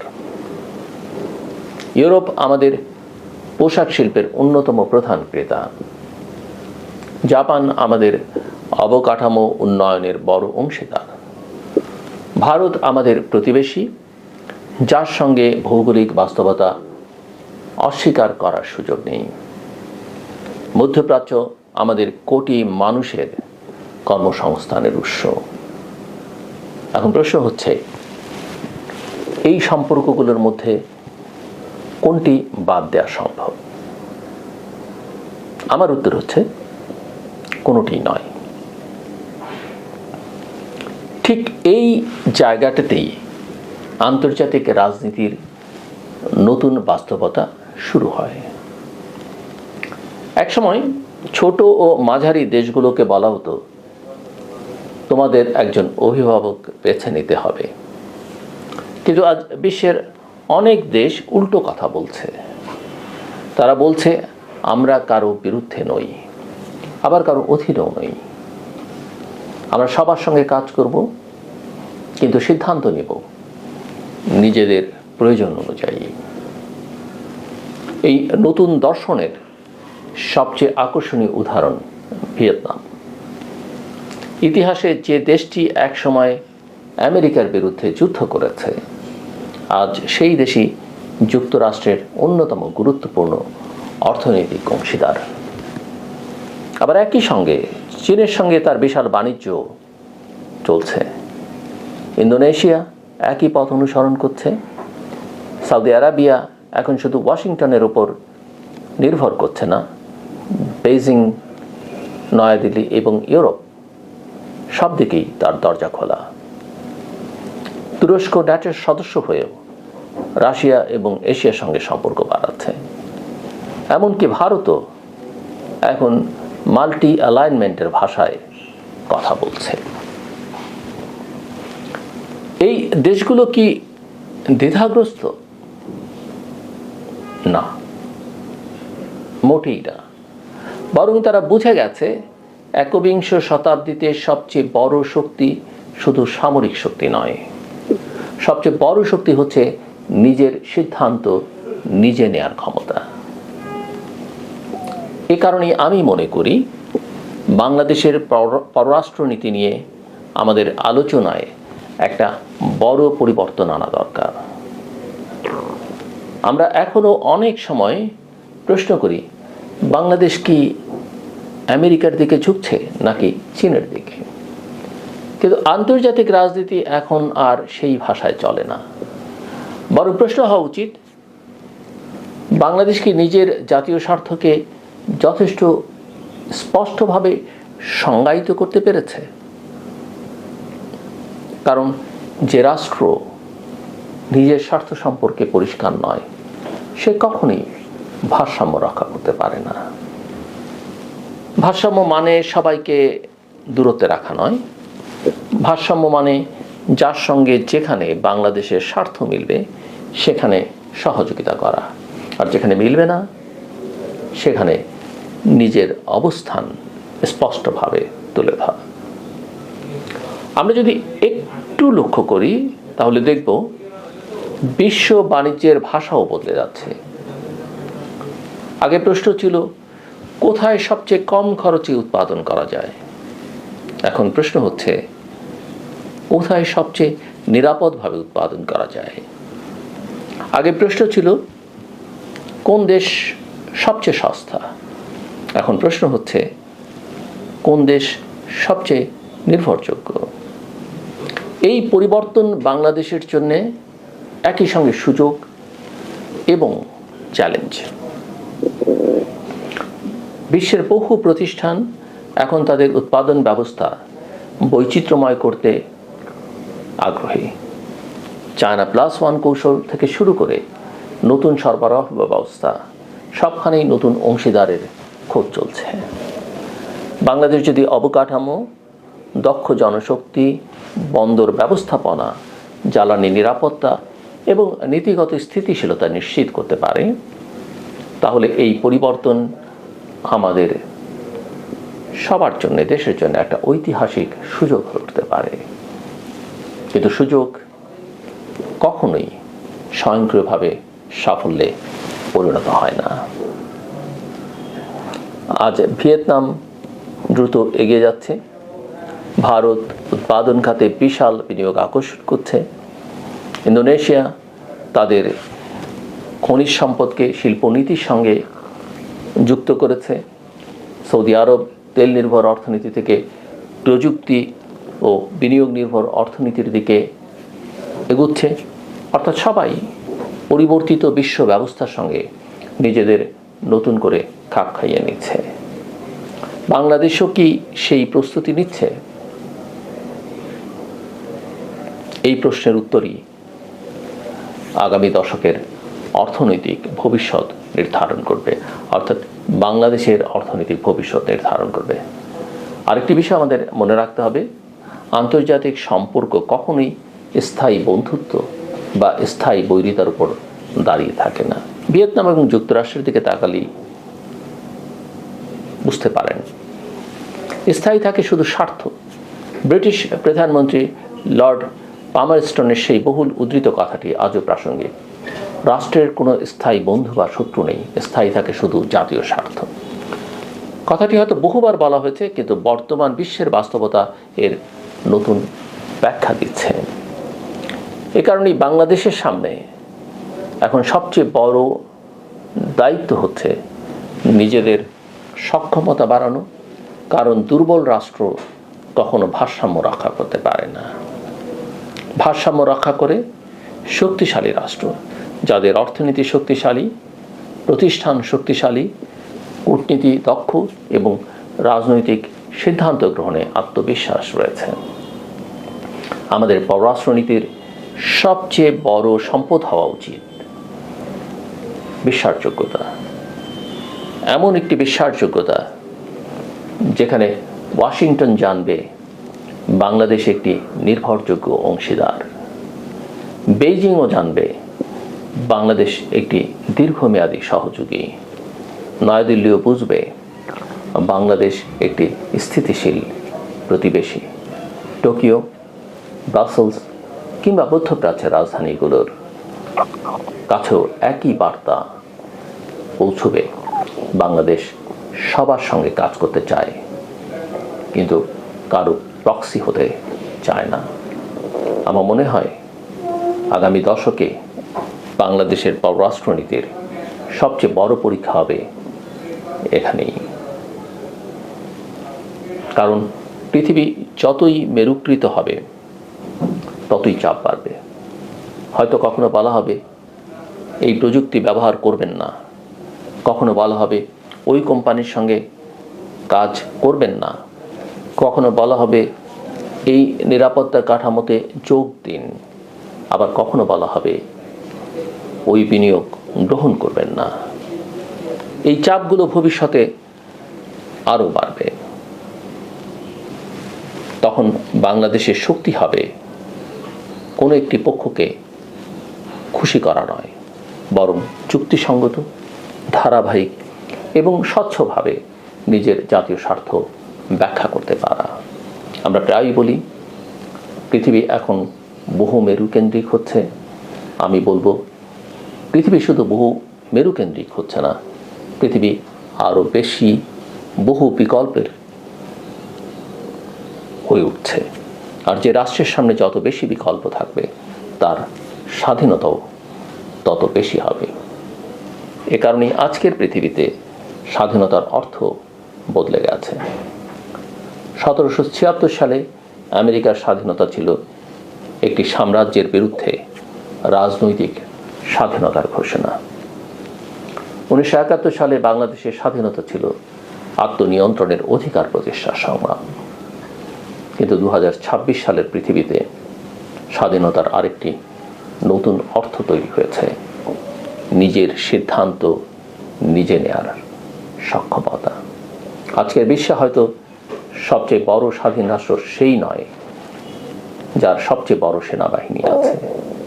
সবচেয়ে স্বাধীন রাষ্ট্র সে যে নিজের অর্থনৈতিক ভবিষ্যৎ নিজে নির্ধারণ করতে পারে, নিজের কূটনৈতিক সিদ্ধান্ত নিজে নিতে পারে, নিজের উন্নয়নের অংশীদার নিজে বেছে নিতে পারে।